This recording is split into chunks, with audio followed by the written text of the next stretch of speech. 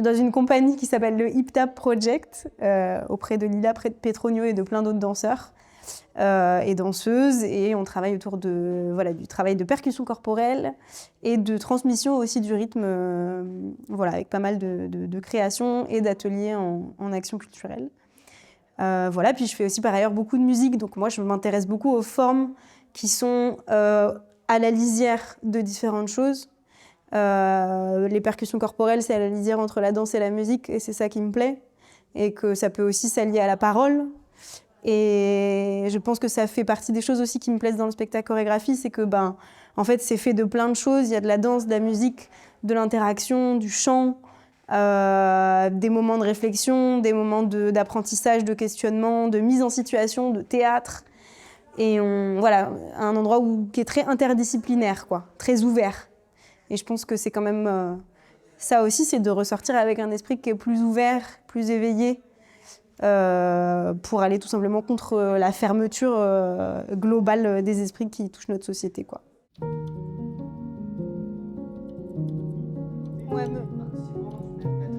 Ouais. Ton rôle dans l'événement. Alors, je me présente, donc moi je regarde où? Je te regarde toi, ça va? Ouais, tu peux me regarder moi, je me suis juste à côté. Donc ah oui, ok, super, oui, moi je regardais là-haut comme ça.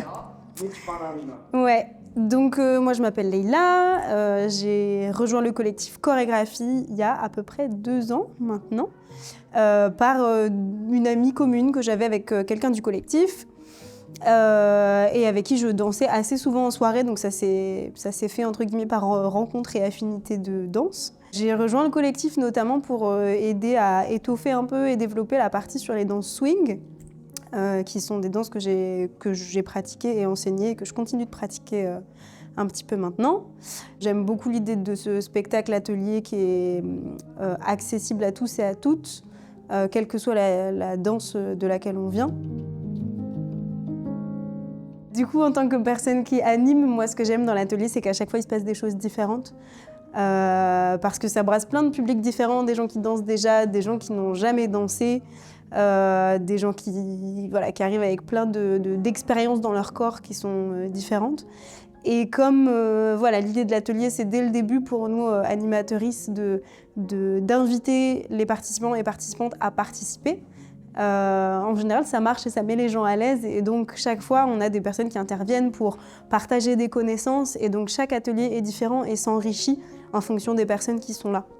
Ça, c'est quelque chose qui me plaît beaucoup. Évidemment, je trouve ça essentiel de remettre les danses qu'on pratique dans leur contexte social et culturel. Et je pense qu'il n'y a rien de mieux que de passer par le corps, de passer par la sueur, de passer par la sensation, par la proximité des corps, pour comprendre des idées, comprendre les sociétés dans lesquelles on est, comprendre les oppressions qu'on vit ou qu'on ne vit pas. Donc c'est un atelier auquel sont conviés absolument tout le monde, autant des personnes qui vont peut-être être victimes de discrimination que des personnes qui sont potentiellement des alliés, mais qui ont aussi besoin d'apprendre des choses, de s'approprier des connaissances et de vivre aussi des choses dans leur corps, quoi. Puis c'est un atelier qui est très ouvert et qui est chill. Là, par exemple, aujourd'hui, on l'a fait avec une grande part d'improvisation.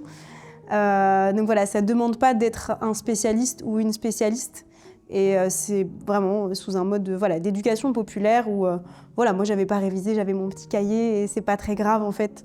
L'idée, c'est vraiment d'éveiller la curiosité, d'être ensemble, de se connecter ensemble à un moment collectif à travers la danse, à travers le chant, de vibrer ensemble tout simplement.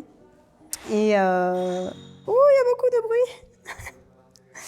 Voilà. J'ai répondu correctement, j'ai l'impression que je suis partie sur des chemins dérivés. C'est les meilleurs, les chemins dérivés. Est-ce qu'il y a quelque chose que tu voudrais améliorer? Moi, en tant qu'animatrice, j'aimerais bien m'approprier des briques qui sont pas forcément, parce qu'on appelle ça des briques, hein, les petits morceaux du spectacle, on appelle ça des briques, pour clarifier ça. Je pense que j'aimerais bien m'approprier des briques qui sont pas forcément mes danses.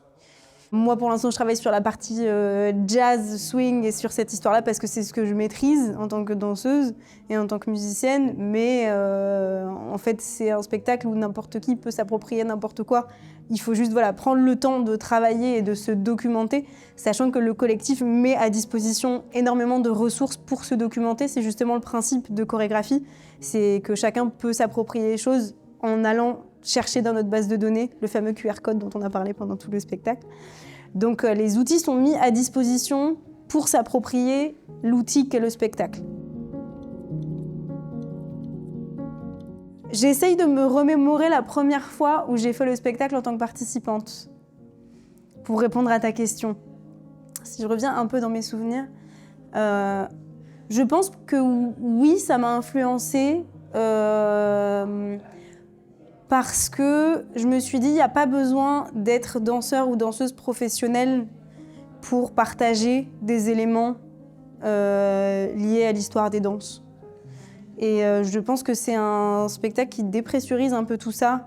Encore une fois, l'idée que n'importe qui peut s'approprier en fait, ces éléments-là en travaillant un petit peu et en connaissant quelques steps de base.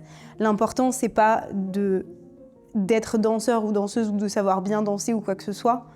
C'est premièrement de partager des choses, d'apprendre des choses et de faire des liens entre les choses, de faire des liens entre les différentes formes de danse et de faire des liens entre les oppressions du passé et les luttes dans lesquelles les danses se sont inscrites et les oppressions du présent et les enjeux qu'il y a aujourd'hui à justement rester connecté à l'histoire de toutes les danses sociales de manière à rester éveillé politiquement et aussi de manière à ce que les danses ne deviennent pas seulement des objets de consommation, je pense. Voilà, qu'elles restent des lieux de partage plutôt que juste des objets de consommation.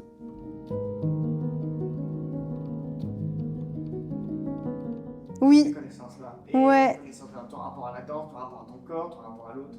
Complètement. Oui, oui. Ça évolue beaucoup parce que mon rapport à la danse évolue tous les jours. Déjà, avant, j'enseignais beaucoup, maintenant, j'enseigne plus. Et c'est une super chose. Arrêter d'enseigner, ça m'a fait vachement de bien. Justement, sortir des studios, sortir des cours loisirs, etc. Et garder ça plutôt, justement, pour des espaces militants, etc. En fait, je crois que ça me correspond mieux maintenant. Et puis, oui, ça change à chaque fois parce que en fait, l'histoire des danses, c'est quelque chose qui me passionne et donc j'apprends des nouvelles choses tous les jours. Donc là, aujourd'hui, alors par exemple, cette année, je prends des cours de danse d'Afrique de l'Ouest, justement. Et donc, j'ai beaucoup plus conscience des liens entre le répertoire du jazz et ses origines, justement, dans les danses guinéennes et d'autres danses de ces endroits-là. Il y a 2 ans, j'avais pas du tout été me frotter à ces danses-là. Donc aujourd'hui, quand je viens animer, je peux me permettre de faire des liens qui sont plus naturels entre les choses, quoi. Voilà. On grandit, on apprend des choses et puis on les amène à l'atelier. Ça va peut-être d'aller faire des recherches sur les choses qui ont émergé dans l'atelier justement et que je ne savais pas. Par exemple, moi, j'ai jamais été à l'atelier à un moment où il y avait eu toute la partie sur la capoeira. Donc en fait, moi, j'anime un peu la partie entre guillemets que je connais le plus, la partie swing, mais en fait, la partie capoeira, je la connais pas. Et je ne l'anime pas à ce moment-là, je passe en participante. C'est pour ça que c'est un atelier où justement on change de rôle un peu tout le temps. On est animateur et on est participante un peu en même temps. Donc là, par exemple, la partie sur la capoeira, ça m'a super intéressée. Donc effectivement, oui, peut-être que derrière, ça va, c'est le but, quoi, c'est éveiller la curiosité, que chacun aussi se prenne en charge sur cette curiosité, aille faire ses propres recherches. On a aujourd'hui accès à tellement de ressources pour apprendre des choses. On a YouTube, on a les livres, on a le QR code chorégraphie. Toutes les ressources en fait qui sont rassemblées par les militants pour que chacun et chacune puisse s'approprier les connaissances. Je trouve qu'on a quand même vraiment cette chance-là du partage de l'information.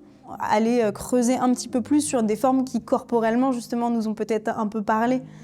Et en même temps, ça nous parle corporellement et puis on a tout de suite, quand on s'initie à, j'en sais rien, quand on s'initie au Charleston ou à la capoeira pendant un atelier chorégraphie, et c'est vrai que derrière le fait d'être passé par le corps et d'avoir en même temps déjà ce début d'histoire et de contexte qui se dessine, ça va encore plus te donner envie d'aller apprendre auprès de personnes qui sont dans cette dynamique-là, d'enseigner la danse sans les sortir de leur contexte.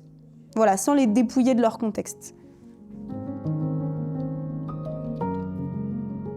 Et ben la Ginga, justement, de la capoeira, je connaissais pas du tout. Ouais, j'avais beaucoup entendu parler de cette pratique, la capoeira, et j'avoue que je suis assez motivée à aller faire un petit atelier bientôt. Tu me demandes où est-ce que j'aime bien prendre des cours? Ouais, c'est ça ta question? Ouais. Et ben par exemple, là cette année, je prends les cours de Valentine Kirtbaum en danse d'Afrique de l'Ouest et danse de Guinée, et c'est super. J'aime beaucoup. Ça se passe à Main d'œuvre, qui est un lieu un peu alternatif à Saint-Ouen. Et c'est un cours d'1h30 avec de la musique live, avec un super groupe de djembistes. Je pense que c'est comme ça qu'on dit. Voilà. Exactement, qui font du djembé. Et c'est incroyable en cours de pouvoir en fait, apprendre en sentant les vibrations des instruments aussi proches. Donc voilà, ça je conseille. Et quoi d'autre? Ah bah il y a les cours de Hustle, le mardi soir, qui sont justement sous format un peu cours atelier, où on apprend peut-être 1 ou 2 passes, et puis après c'est de la pratique, pour faire honneur justement à l'aspect social en fait de ces danses. Et ça c'est le mardi au centre Ostermayer, dans le 18e. Écoute, c'est top. Merci beaucoup.